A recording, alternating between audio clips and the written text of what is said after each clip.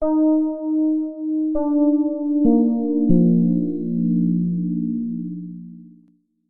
was hoping that there'd be greater transparency and accountability, particularly with these personal service contracts like the one for Les Merritt, a former state auditor. He's getting over $300,000. And, I specifically asked him how many other contracts are there like that.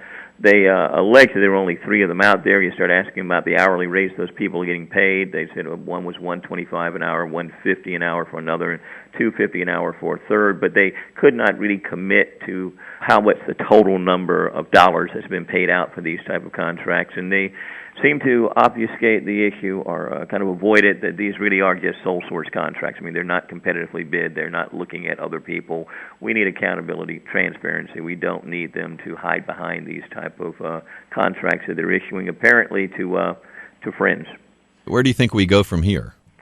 Well, I think that we need to look at these computerized systems, make sure they're operational and effective. I mean, when you start hearing about 3 to 6 month windows to get them ready, we got a lot of Medicaid providers that are going to be suffering, many of which may have to close their doors if they have to wait longer to get paid.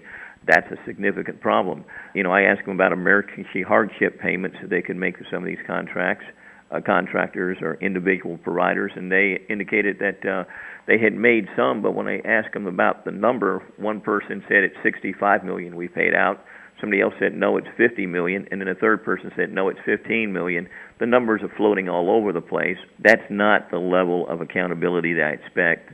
I expect more of our Department of Health and Human Services, regardless of who's in charge over there. So they have a long way to go, and in terms of these issues dealing with personnel, it's one thing to hire these people a year out of school and pay them over $80,000 a year to be working, but it's not a very good explanation that their salaries are in line with other people if those other people had many years of experience and talent and knew what they were doing. And it looks as if the only justification for these 2 young employees appears to be that they were very politically connected.